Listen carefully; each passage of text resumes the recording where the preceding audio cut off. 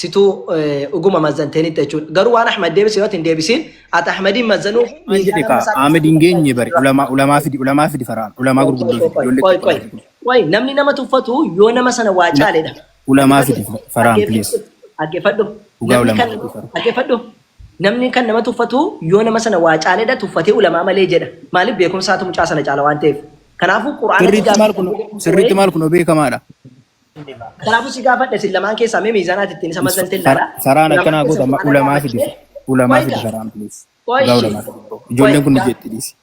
Amma gaaffii waa Ahmadiin hin gaafadhaanii sinis hin gaafadha tokko tokko. Yoo ati dhuguma garuu ana Quraana raana gaafatta yoo ta'e Quraana hunda isaa fiduu qabda gaa. Waaji. Quraana hunda isaa.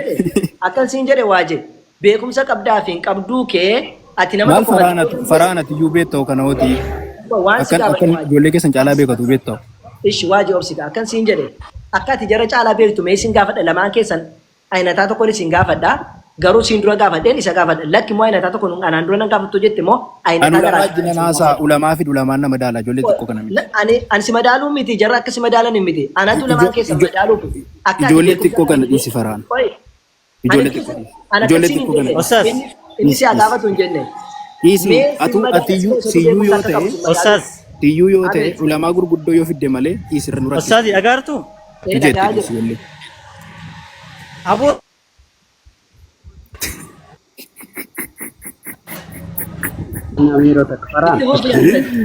Amma kana gaaffii tokko isin gaafachuu jennaan amma kana rakkattan miti ammas. Maaliif jennaa nam tokko yeroo hunda sobaa ol ta'e qophaa sirriidhaa miti waan ta'eef inshaallah qoy obsiti qoshee Ahmed dubbadhu dhagaartootaati. Sagaleen koo Darraanaa kennita. Obsi lakki kan si dura seenee sadha waan ta'eef gaafatee haa xumuratu inni gaaffii isaa fudhachuu fi jala. Kolfaan duune ijoollee. Gaaffii tokko gaafachuu jennaan amma kana rakkatan abbaa madoosh. Koi madaaluudha yoo ta'e mata duree wal fakkaataa olii filtanii Ahmad faana maaliif hin mari'anne waggi? Koi manuma keetti. Osaasi. Sagaleen koo nagaama? Nagaama. Hin nagaama sagaleen koo? Hin nagaama. Okay yoo na dhageessani waa'ee amantaarraa kan jedhe eenyu akka barsiisaa amantaa gahee barsiisaa amantaa qabu anilleen gahee barsiisaa amantaa islaamummaa irraa sartifikeetii kiyya nan agarsiisa. Innis kiristaanummaa irraa gahee akkamii akka inni qabu mana barumsaa akkamitti akka inni barate sartifikeetii nutti agarsiisu rakkoon qabu akka itti fufnaa jechuudha. Akkas. Gaaffii koo fudhattamoo ulamaanaa fidda faraan please. Ijoollee kun jechuun dandeettiin qabu ni jette mee dandeettii ati maal baratte maali? Faraan ulamaa fidi ka faraan please. Namoota gurguddoo fidi ijoolleen kun rakkisti faraan please. Akkan siin jedhe. Oguma maalli faraan ati mamuudiin siin galuu maalli fariyoo maa wal qorraa. Akkan siin jedhe. Ulamaanaa keessi faraan. Waaji. Ilaali ati akka amma mucaa kana hin tuffatteen miti erga tuffatteen mee ati beekumsa ati. Ani tuffanne sadarkaa isaanii mee malee. Tuffatte barru. Sadarkaa isaanii mee. Nama maan beekne faanaan mari'atu itti tuffata. Sadarkaa isaanii mee sadarkaadha tuffachaa sadarkaa isaanii caala ka. Ishi wangeela keessa lamaan keessan gaaffii sin gaafadhu wangeela keessa. Faraan maal dhugaatu hin beektu akkan ijoollee kana taa'anii. Wangeelaanu gaaffii sin gaafadhu akka Ahmed si caalu. Amma gara sana dhattee. No. Beekumsa quraanaan qabdu maaliif si madaala kootti si madaala sartifikeettii naan didee beekumsaan didee ishi wangeela keessa lamaan keessan gaaffii gaafadhu eenyuturra beekaa. Faraan namoota namoota beekumsa qaban ulamaa fidi. Ani ilaali. Anamma waasiidhaamee gara gaaffii keetti darba dhaggeeffadhu. Ulamaa fidi gammachuu. Ulamoota fidi faraan please. Dhaggeeffadhu al tokko. Waa jala dhaggeeffadhu. Akkasiin jedhu dhaamsa siidhaamu keessaa yoo beekumsa macaafaan qaba jette beekumsa macaafaa siif Ahmadiin wal bukkeetti gaaffii tokko ayinataa tokko haa gaafannu nama deebii deebisuun manna asirratti ilaalu tokko jedhe. Faraan. Atu kofana. Gaaffii tokko sodaatanii lagamee qaboodan jechuudha. Bilaal na fitachiisa nam tokko akkana jalan dubbanne gaaffii bichaan gaafataa jira. Yoo lakki quraana qabe jettee immoo irra jeeqin mee rasuun hin jeeqin. Tole isatu si dura seenee isa waliin dubbataara cufadhu taa'e. Yoo lakki immoo quraana irratti hin caalaan jettis immoo quraana irrattis immoo isin lamaan keessan gaafadha. Sadarkaa ati ittiin isa tuffattee marii fudhachuu didde jechuudha. Fakkeenyaaf anamma sifaana marii gochuudhaaf sadarkaa komitee dheessi dida yeroo baay'ee. Namni abbaan barbaade as keessaa dhufee gaaffii nu haa gaafatu anaaf siin. yaa bakka anis yeroo baay'ee yeroon ijoollee diduu sadarkaa kun inni dabeettaa Anaan naa madaalan sadarkaa koo akka ta'e naa madaalan anaaf siin abbaan barbaade gaafii macaafarraa isaa ta'u quraanarraa gaafate anaaf siin eenyu akka deebisu naa madaalan. Faraan dhugaatu atu nama madaaltuun faraan manuma kee keessa hin jiraan malee ulamaa yeroon jedhu atileetiin keenya jechuu kootiin atileetiin keenya jechuu kootiin. Qoy ilaa waa dhaggeeffadhu wanni isin jechuu barbaade namni waan tokko yoo si caaleedha nama tuffata yoo waan tokko hin caalee nama madaala namni ofiiti dooktorummaa hin qabne dooktora tuffachuu hin danda'u namni ofii narsii hin taane astamaarii ta'e yookiin barataa ta'e narsii tuffachuu hin danda'u beekumsa hin qabdu jedhee sii galee yoo ofiiti dooktora ta'edha narsiingii injiinarii minaamni tuffachuu danda'a garuu ofiiti ganaa dooktora ta'e injiinara ta'e dooktora tuffachuu hin danda'u namni. Yoo nama beekumsa caalu qabutu isa saagadii sana tuffatee kan madaaluu illee danda'u isadha. Sigalee dooktorri dhaqee narsiingii biratti hin madaalamu yoomiyyuu. Narsiingiitu dooktoratu isa madaala waan ta'eef. Saniifuu maaliin ati fakkeenyaaf dooktorummaa qabaattee isa madaaltee macaafa qulqulluudhaan bee caalteetu quraanaan caalteetu yoo jette mee waa isin gaafanne adda baafannaa jenne lakka yoo jette gargaaffii gatti akka deemnu goonaa jechuudha. Asii kaaraan faraan gaaffii quraanarraa si gaafadhaa jette mini. Quraana hunda isaa fidi. Ustaazana gaafii isin dhiyeessa. Habsii moo alduurii moo quraana isa kam na gaafattaa? Mirga qaba. Isa Usmaan gube moo? Ana gaafii isin dhiyeessa ustaaz. So amma faraan gaafii kun fudhatamoo fudhattu narraa? Baay'ee. Mee obsi waaji. Quraana asoftu ta'e. Obsi. Quraana isa kam? Obsi waaji.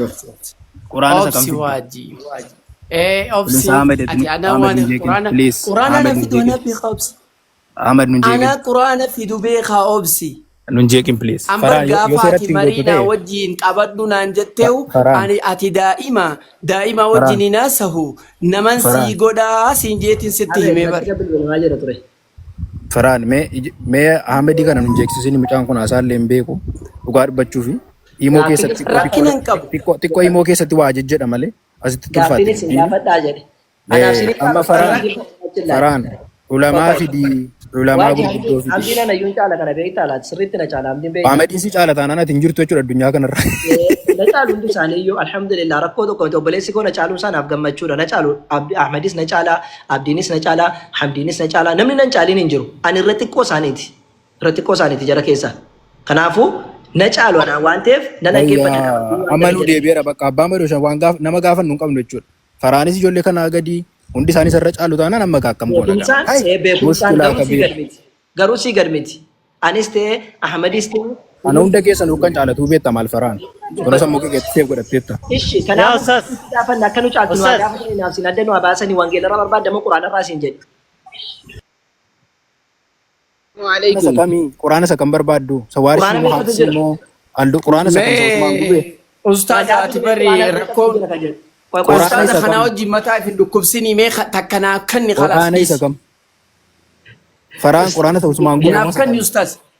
Yalla naaf kanni khalli olli. Maa gaafii tokko deebii sodaatanii boolla meeqa seentan amma sin faraan. Boo dhaabbadhu daqiiqaa takka amma wal madaalla naaf yaati boo dhageeffadhu boo dhaabbadhu. Anarrabaaf yeroo qabu. Ahmed atarrabaaf deemta anarrabaa yeroo hin qabu atarraba dubbannaan gasti kana irra hin taa'u. Arraba takka abada yeroo ni qabda mini qabda. Aadaa baanii gatteessee naa waliin haasoita. Okay, marii barbaadde taanaan warra kaanii yaasne mata duree gablachuu irraa dubbanna yoo marii barbaadde. Nama takka yaasnu namni takka siif jecha as keessaa abada miilan fuudhu. Amma gablachuu irraa dubbanna wal bira qabne gablachuu irraa dubbanna. Ishi lachuu irraa dubbanna bareeda lachuu irraa dubbanna. Ati gaafa bituu waraabde ulamaa yoo dhageeffadhu ulamaa yoo sottaan abbaan barbaade jette dhageeffadhu. Mata duree kamirraa haasofnu. Mata duree kamirraa haasofnette Yesuus waaqamoo gabricha kan jedhu irraa haasofnu. Yesuus waaqamoo Allaatu waa kan jedhu irraa haasofnu nammu. No kuni mata duree lama Yesuus gabricha moo waaqa kan jedhu irraa haasofnu. Akkasaa goonu maali yeroo hundaa meedaa sana kee taphatta. Yesuus Kiristoos ani gabrichaan siin jaa ati waaqayyoodha naan jee namoo. Allaan tolfamaadhaan jedha irraa mari'annu. Sarrakkina qabu sarraga fiddaati. Yesuus gabricha moo waaqa kan jedhu irraa haasofnu.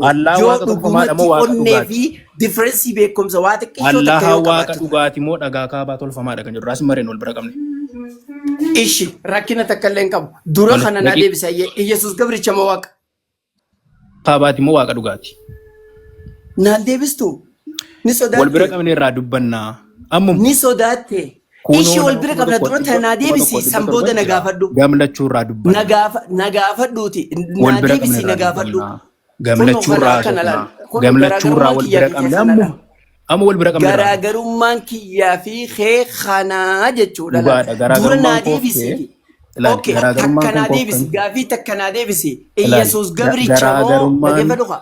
Garaagarummaan kan koof kan kee gamlachuu irraa ta'uu sodaattaati. Argite? Ni haasoina ati bar shanna gaafadhu an takkitti tanaa deebisi. Allah ani qabne wallahi ani qabne ani gaafii takkitti tanaa deebisi sanboota moo shanna gaafadhu. Gamlachuu irraa soofna gamlachuu irraa ammoo kunuun qophaa'e. Ishi gamlachuu irraa ni haasoina dura tanaa deebisi. Daqiiqaa nu qaba daqiiqaa 10 naa kenni. Allahtu waaqamu Yesuus kan jedhu raasoo nan qophaa'e. Daqiiqaa 10 are you kidding me? Daqiiqaa 10 baruu faarfachuun deemtu faarfata. Ingiliffa sirrees are you kidding me jedhama are you kidding me jedhamu sirrees Ingiliffa tokko sana lammatammoo. Oh God. Lammatammoo wal bira qabne irraa dubbannan qophii. Ammaati. Naa deebisi okay. Gamlachuu irraa dubbanna kunoo asan jira. Gamlachuu irraa dubbanna. Gamlachuu irraa dubbannaati. Dhaggeeffadhu. Gamlachuu irraa dubbanna. Gamlachuu irraa dubbanna. Iyesuus gabricha moo waaqa? Kunoo ani qophaa'e gamlachuu irraa soofna Allah waaqa dhugaati moo dhagaa kaabaati? Kunoo tana sodaan kee. Gamlachuu irraa dubbanna. Wallahi wa billahi fichaan amma mee qofootee qabadhu laal. Kunoo ani qophaa'eera gamlachuu irraa soofna. Qabadhu laal nagee qabdaa garuu.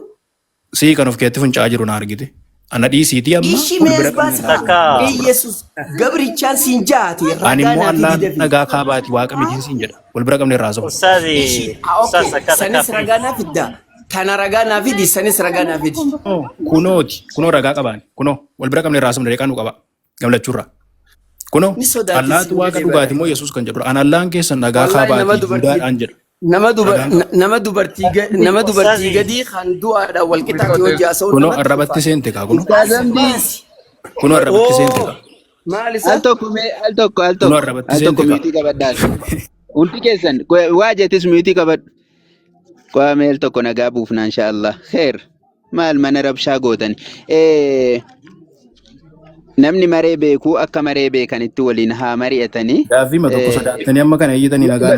Qoy waaji ani waraqaa ragaa ulamaa'ii ta'uu waraqaa ragaa hundan qabaatii kottu naa wajjin mari'adhu. Waraqaa ragaa kiyyaa laali. Hin bu'irree waraqaa ragaa barbaachisuun hin qabaatii kottu achi ol deebi.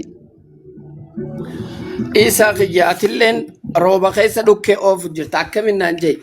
Atime eenyuu fi waraqaa ragaatiin baasaa jetta ulamaa'ii ta'uu. Waraqaa ragaa eenyuuf baafta?